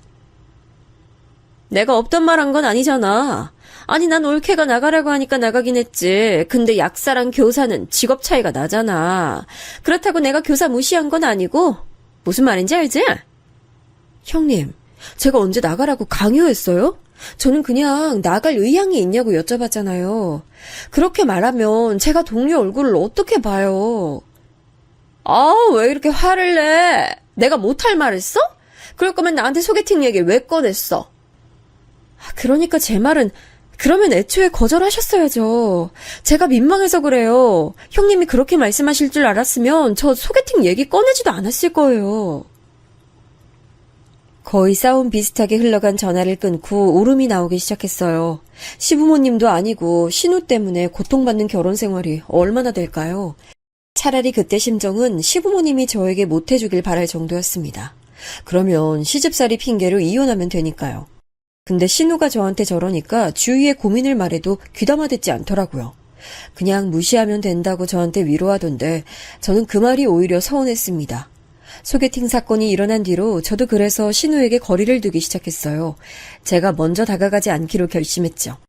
그러면서 저와 남편은 아이 임신을 위한 준비를 시작했습니다. 저는 아이를 꼭 가지고 싶은 마음이 컸어요. 제가 엄마 없이 자랐잖아요. 그래서 우리 아이한테는 엄마의 자리를 느끼게 하고 싶었죠. 남편도 아이 갖는 문제에 관해선 동등한 입장이었어요. 그래서 아이를 가지려고 했는데 웬걸 아무리 준비해도 아이가 생기지 않더라고요. 너무 급하게 마음 먹으면 원래 아이가 늦게 온다 하더라. 마음 편히 가지고 기다리면 애가 찾아올 거야. 내가 약사라서 아는데 올케 올해 안에 낳아야 노산 아닐걸? 노산이면 아이 낳기 힘들어. 실제로 아이 낳다 죽는 사람도 많아. 산모도 산모지만 아이한테 좋지 않거든. 안 그래도 제 나이가 차면서 노산에 대한 걱정이 많았습니다. 그런데 신우는 본인이 저보다 나이가 많으면서 꼭 제 나이를 언급했어요. 안 그래도 노산 걱정이라 병원에서 검진도 추가로 돈 내면서 받고 있었거든요. 하지만 대꾸하면 지는 거라 생각하고 열심히 무시했습니다. 그래도 저는 아직 기회는 있으니까요. 병원에서도 걱정하지 말라고 하더라고요. 걱정 감사드려요. 병원 말도 너무 신뢰하면 안 돼. 그러다 잘못되는 경우도 많더라. 내가 약사라서 그런 건 또 잘 알잖아. 형님, 그건 저랑 남편이 알아서 할게요. 안 그래도 좋은 병원 다니고 있어요. 신우는 그 무렵 결혼에 대한 스트레스가 심해졌는지 점점 살이 찌고 있었어요. 그러면서 본인의 눈은 하늘에 달려 있어서 남자도 못 만나고 있었습니다. 손자리가 별로 들어오지도 않았죠. 당연히 결혼이라는 게 외모만 보고 하는 건 아니잖아요. 그래도 어느 정도 남자가 여자를 볼 때 외모가 아예 빠질 수 없는 것도 맞고요. 하지만 신우는 뚱뚱하고 성격이 좋지 않아 선이 많이 들어오지도 않았습니다. 그런데도 저한테 은근히 소개해주길 기다리는 모습을 보였어요. 올케, 혹시 주변에 괜찮은 사람 없어? 있으면 나 주선 좀 해줘. 형님급에 맞는 분 찾으려면 힘들어요. 대부분 다 이미 결혼했거나 결혼 예정인 여자친구 있더라고요. 최대한 좋게 둘러대면서 거절하는 것도 한두 번이지 신우는 제 얼굴만 보면 속에 연부를 외웠습니다. 오죽하면 제가 시댁에 가는 것을 신우 때문에 고통받고 있었어요. 무튼 그렇게 아이가 생기지 않아 고통이었는데 어느 날 몸이 이상해서 병원에 갔더니 임신이라는 소식이 들렸어요. 자연 임신은 어려울 것 같아 시험관을 할까 생각 중이었는데 이게 무슨 일인가 싶었죠. 아이고, 수연아. 장하다, 장해, 우리 딸. 그동안 마음고생하더니 드디어 아이가 생겼구나. 축하한다. 우리 며느리 너무 고생 많았어. 자, 이거 용돈이니까 아이 준비 열심히 잘해라. 그동안 걱정하느라 너무 힘들었지. 이젠 괜찮아. 조심히 아기 기다리자. 양가 어른들은 앞다투어 제 임신에 관해 축하해 주셨어요. 시부모님뿐만 아니고 먼 친척들까지 연락이 와서 임신 축하해 주셨죠. 남편이 장손이라 제 임신이 더 뜻깊었거든요. 정말 딱 신우한테만 축하를 받지 못했습니다. 신우는 제가 임신했다고 하니 악담을 퍼붓진 않았는데 그렇다고 축하도 하지 않았거든요. 그런데 하늘도 무심하시죠. 우리 부부에게 생각하기도 싫은 끔찍한 일이 일어났습니다. 지금 생각해도 손이 벌벌 떨리는 사건이 일어났어요. 바로 제가 무리해서 일하다 유산을 했습니다. 원래 임신은 초기가 제일 중요한 거 아시죠? 제가 하필 임신 초기 때 학교가 새학기라 정말 바빴어요. 몸을 신경 써야 하는 시기에 일이 너무 바빠 화장실도 제대로 가지 못했습니다. 어머, 선생님, 괜찮아요? 정신 들어요? 선생님, 괜찮으세요? 어떡해. 제대로 먹지도 못하고 정신없이 새학기를 보내니 기력이 없었어요. 그래서 그대로 계단에서 넘어졌습니다. 심하게 구른 건 아니었는데 몸을 움직일 수가 없더라고요. 그렇게 구급차를 타고 병원으로 이동하게 됐는데 몸이 이상하게 느껴졌어요.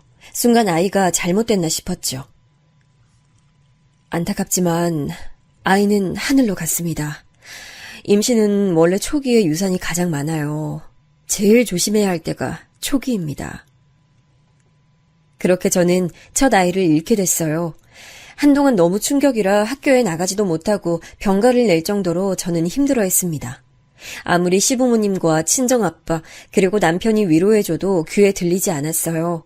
아마 유산을 해보신 적이 있으신 분들은 제 마음이 이해가 가실 거예요. 그때 약간 서운했던 점은 신우는 제 몸 상태에 관해 어떤 걱정도 없었습니다. 오히려 갑자기 전화해서 또 주변에 괜찮은 사람이 없냐고 묻는 모습에 저는 그만 버럭 성질을 내고 말았어요. 형님, 저 유산해서 지금 출근도 못하고 있어요. 근데 도대체 저한테 왜 그러세요? 제가 그렇게 만만하세요? 안 그래도 제정신 아닌데 저를 왜 이렇게 괴롭히시는데요? 아, 깜짝이야. 뭘 그렇게 화를 내? 아니, 올케, 나 당황스러워? 내가 유산시켰어? 나도 올케 유산한 거 보니까 나이가 들면 임신 어렵구나 싶었지. 그래서 주위에 괜찮은 사람 있냐고 물어본 건데 왜 이래? 너무나도 속상한 마음에 그냥 전화를 끊고 엉엉 울었어요. 그리고 그런 신우의 목소리조차 듣기가 싫어 전화를 받지도 않았습니다. 신우 얼굴을 보기가 싫어 명절에 시댁을 가지도 않았어요. 시부모님은 제가 유산 때문에 마음고생이 심하니 그런 줄 아셨죠. 아예 틀린 말은 아니었지만 신우가 그렇게 미웠습니다. 와중에 친정아빠가 저를 많이 챙겨주셨어요. 원래 딸바보라 저를 많이 챙겼지만 유산하니까 더 저를 신경 써주셨습니다. 수연아, 아빠가 요즘 투자한 게 대박이 났어. 우리 수연이 너무 걱정하지 마, 응? 아빠가 네 인생 다 책임질 거야. 그래, 알겠어. 말이라도 정말 고맙다. 얘는 진짜라고. 아빠 대박났어. 부자야, 부자. 알겠다고, 알겠어. 아빠 나 이제 피곤해서 좀 쉴게. 나가줘. 저는 워낙 아빠가 평소에 허풍 떠는 일이 많아서 그게 진실인 줄을 몰랐어요. 유산해서 슬픈 저를 위로하려고 그냥 하는 말인 줄 알았죠. 그렇게 아빠의 말은 대수롭지 않게 넘기게 됐습니다. 그리고 저는 휴식 기간을 가지고 다시 학교에 복귀했어요. 아이들을 가르치며 마음 편안하게 비우기 시작했죠. 그랬더니 바로 아기 천사가 다시 우리 부부를 찾아왔습니다. 이번엔 임신인 걸 확인하고 바로 학교에 나가지 않았어요. 휴직을 내고 아이를 조용히 기다렸습니다. 저번에 임신했을 때 양가 부모님의 관심이 매우 컸잖아요. 그만큼 아이를 잃었을 때 관심도 커서 심적으로 부담이 됐어요. 부모님의 마음을 위해서라도 남편과 저는 아이 임신 소식을 알리지 않았습니다. 그리고 5개월 정도 됐을 때 안정기로 접어들자 임신 소식을 말했어요. 당연히 양가 부모님께서는 너무나 좋아하셨습니다. 그렇게 열심히 조용히 태교하며 아이를 기다렸어요.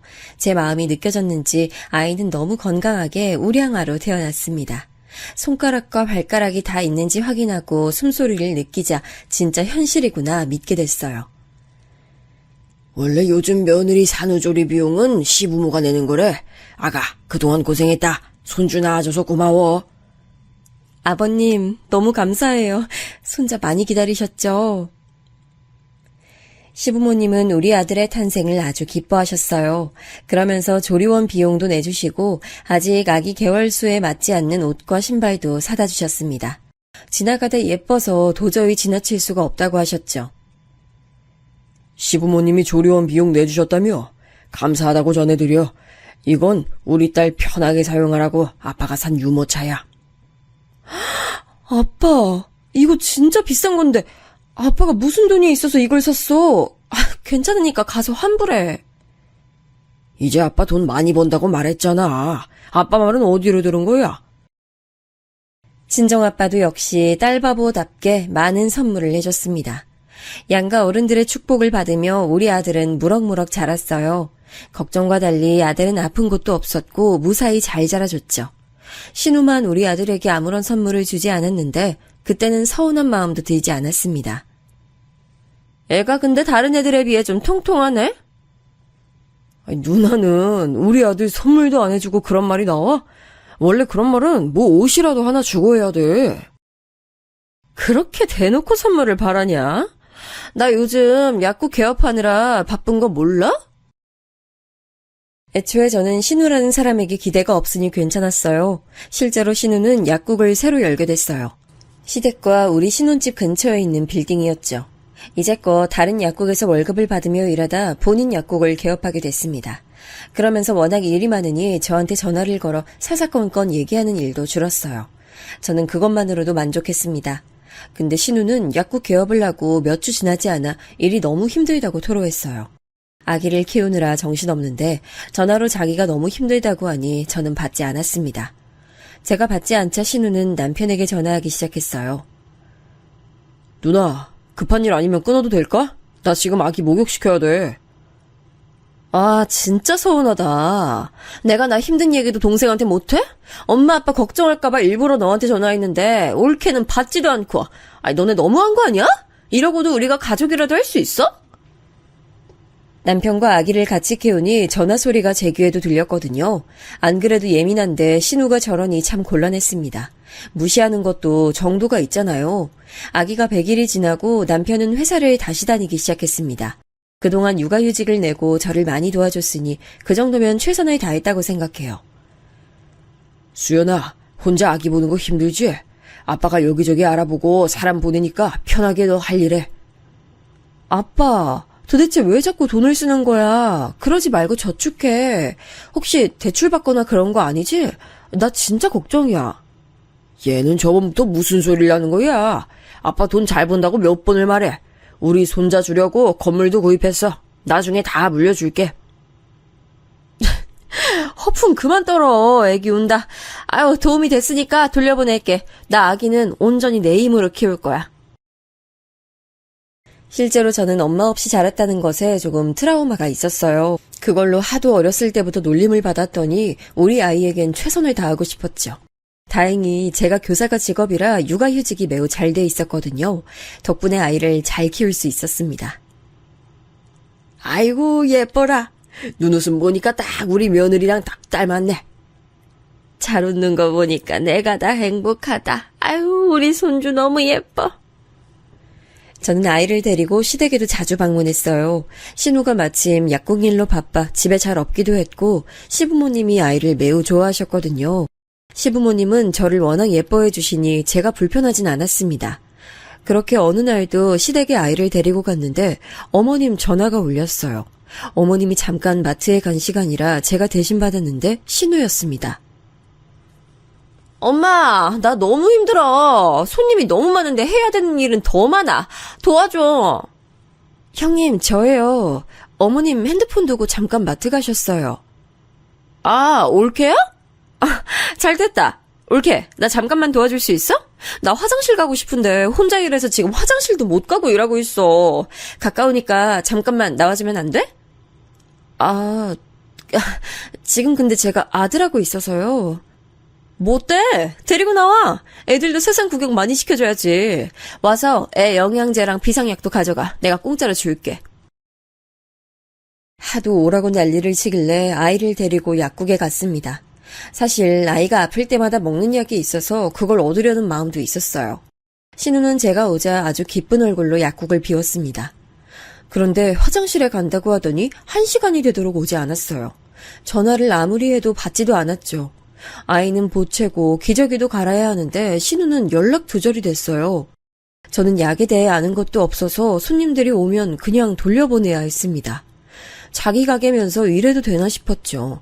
2시간이 지나고 신우는 손에 아이스크림을 들고 들어왔습니다. 올케 고마워. 내가 잠깐 바람 좀 쐬느라 그랬어. 고마우니까 애기 약 몇 개 챙겨줄게. 화를 내려고 했는데 아기 약을 챙겨주길래 그냥 다음부턴 이러지 말라고 대신하고 약국을 나왔어요. 그리고 전날 이후 신우는 저에게 약국을 자주 부탁하기 시작했습니다. 처음엔 거절도 몇 번 했는데 신우가 약국을 봐줄 때마다 아기 약을 많이 챙겨줬어요. 아마 아이를 키워보신 분들은 아실 텐데 아기들이 어릴 때 많이 아파요. 그래서 그런 부분에서 도움을 받으니 저도 자연스럽게 돕게 됐습니다. 그러던 어느 날 제가 개도 안 걸린다던 여름 감기에 걸렸습니다. 너무 오한이 들고 아파서 우리 아들을 옆에 둘 수도 없었어요. 급하게 남편을 시켜 아들을 데리고 시댁으로 가라고 할 정도였죠. 열이 펄펄 끓고 아픈데 신우가 또 저에게 약국 일을 부탁했어요. 형님, 저도 너무 가고 싶은데 도저히 갈 수가 없어요. 지금 저 독감이라 아들도 시댁으로 보냈어요. 독감이라고? 그러면 오히려 빨리 와. 내가 좋은 약 줄게. 그냥 진짜 이번엔 몇 시간도 아니야. 딱 10분만 봐주면 돼. 왜 약도 받아가. 지금 두통이 좀 심해서요. 죄송해요. 저도 너무 도와드리고 싶은데, 머리가 너무 아파요. 손님들한테 옮기면 안 되잖아요. 그러니까 와서 약을 받아가면 되잖아. 독하고 효과 좋은 약으로 줄게. 딱 10분. 아니다. 5분만 봐줘. 그럼 갈 테니까 두통약 준비해 주세요. 신우가 독하고 좋은 약을 준다는 소식에 아픈 머리를 부여잡고 약국으로 향했습니다. 다행히 멀지 않은 거리라 바람도 쐴 겸 가게 됐어요. 제가 약국에 도착하니 신우는 아주 바빠 보였습니다. 올게 왔어? 지금 너무 바쁘네. 나 이거 전산 부탁해. 이것만 해결하고 바로 약 줄게. 네? 머리야. 올게 뭐하고 있어? 빨리. 급해. 손님들 기다리잖아. 제가 약국에 도착하자마자 신우는 컴퓨터 앞으로 저를 데려갔어요. 종종 약국을 도울 때 신우가 전산 처리하는 법을 알려줬었거든요. 안 그래도 머리가 아픈데 신우가 너무 재촉해서 울리는 머리를 부여잡고 컴퓨터 앞에 앉았습니다. 독감이라 열도 펄펄 끓어서 정신이 하나도 없었어요. 여기 이거 아닌데. 손님 잠시만요. 여기 있습니다. 안녕히 가세요. 겨우 정신을 차리려고 애쓰고 있었는데 신우는 저에게 오히려 화를 내기 시작했어요. 올케 미쳤어? 아니 전산을 왜 이렇게 실수해? 이거 잘못되면 나 망해. 이럴 거면 왜 왔어? 형님, 제가 안 그래도 독감이라 머리 아파서 못 온다고 했잖아요. 그땐 오라고 하더니 지금은 왜 이러세요? 아니, 올 거면 제대로 좀 하든가. 이런 거 실수하면 난 골치 아파. 나 약사야. 옳게는 실수해도 학교니까 별일 안 일어나지? 나는 큰일 난다고. 형님, 무슨 말씀을 그렇게 하세요? 저도 실수하면 큰일 나요. 자꾸 저번부터 약사랑 교사랑 비교하는데 불쾌해요. 뭐? 불쾌? 지금 말 다 했어? 저 독감이라 지금 머리 울리니까 제발 큰 소리 내지 마세요. 저 그냥 갈게요. 일단 나중에 얘기해요. 진심으로 머리가 너무 아파 신우가 소리 지를 때마다 골이 울렸어요. 저는 종종 걸음으로 약국문까지 걸어갔죠. 근데 신우는 그날따라 기분이 매우 좋지 않았나 봐요. 야, 거기서! 나 아직 말 안 끝났어? 나중에 얘기해요. 저 진짜 머리 너무 아파서 그래요. 머리가 아프면 뭐 얼마나 아프다고? 돌대가리야? 교사면 똑똑하게 잘하든가. 이런 실수를 하면 어떡하냐고? 아니, 말씀을 왜 자꾸 그렇게 험하게 하세요? 저도 아픈데 자꾸 저러니까 참을 수가 없었어요. 그래서 평소라면 무시했을 텐데 맞대응을 하기 시작했죠. 그러자 신우는 갑자기 쌍욕을 하기 시작했습니다. 사실 무슨 욕을 했는지 기억이 제대로 나지 않아요. 안 그래도 울리는 머리가 아파 주저앉았습니다. 그때 핸드폰으로 전화가 오더라고요. 슬쩍 봤더니 친정아빠였어요.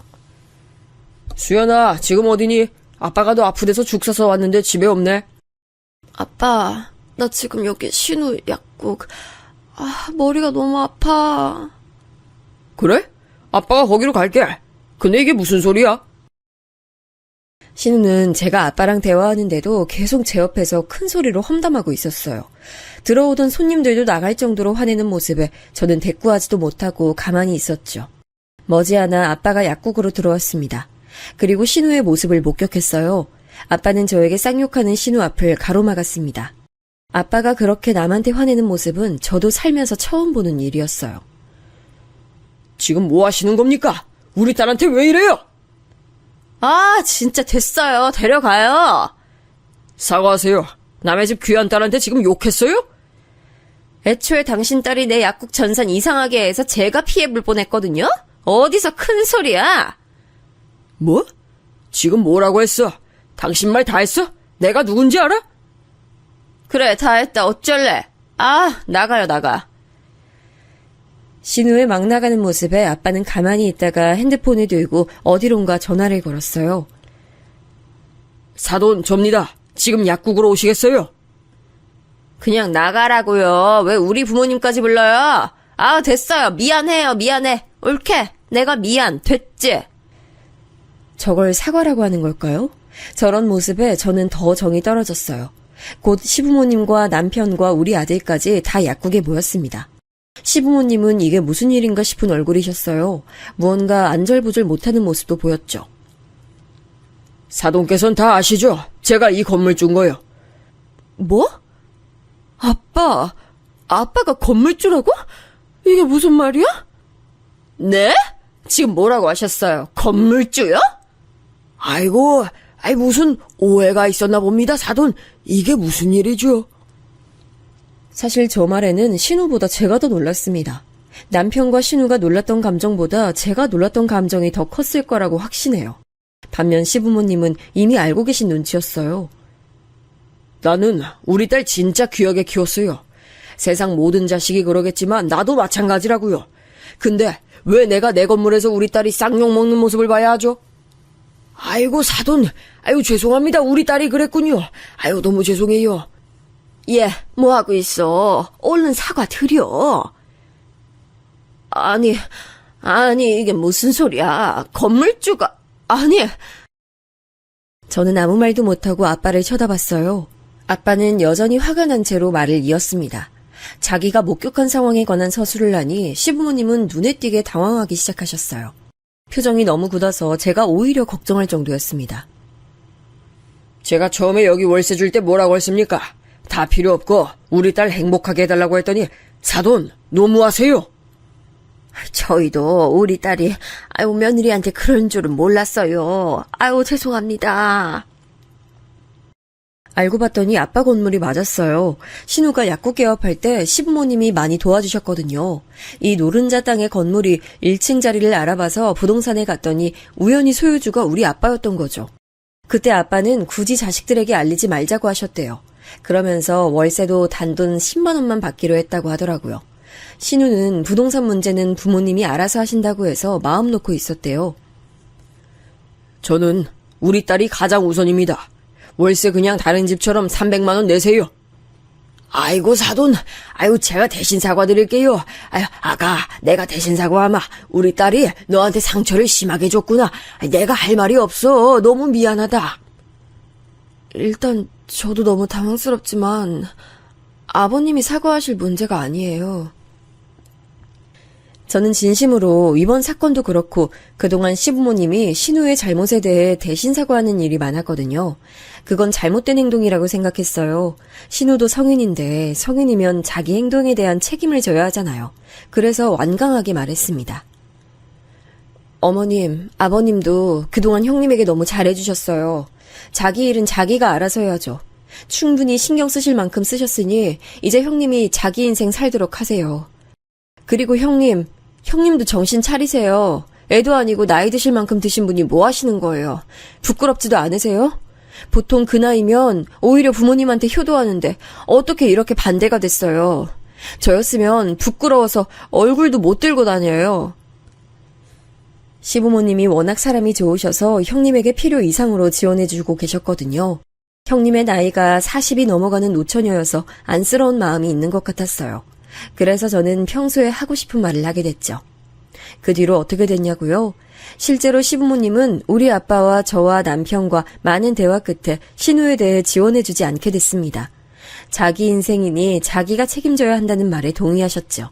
그리고 신우는 지금 월세 300을 내고 우리 아빠에게 내고 있어요. 그동안 10만 원만 내다 300을 내고 있으니 얼마나 속이 썩겠어요. 하지만 그건 제가 신경 쓸 거리가 아니라고 생각해요. 지금은 당연히 저에게 연락도 오지 않고 있습니다. 남편에게 슬쩍 물어봤더니 본인한테도 연락이 안 온다고 하더라고요. 신우는 심지어 시부모님에게도 실망이라고 집을 나갔대요. 혼자 집을 얻어서 사는 것 같던데 언제까지 저럴진 저도 모르겠습니다. 시부모님도 그렇고 저도 그렇고 할 만큼 다 했다는 생각이 들어요. 그리고 친정아빠는 정말로 투자에 성공했던 것이 맞았습니다. 제가 그동안 허풍 떨지 말라고 했는데 오히려 제 믿음이 부족했던 거죠. 그래서 덕분에 우리 아들은 외할아버지의 전폭적인 지원을 받으며 무럭무럭 자라고 있어요. 시부모님과의 사이도 아주 좋아요. 워낙 좋으신 분들이라 신우가 빠지니 오히려 예전보다 더 돈독해졌어요. 여기까지가 제가 준비한 사연입니다. 다들 재밌게 들어주셨으면 그걸로 다행이네요. 들어주셔서 감사합니다.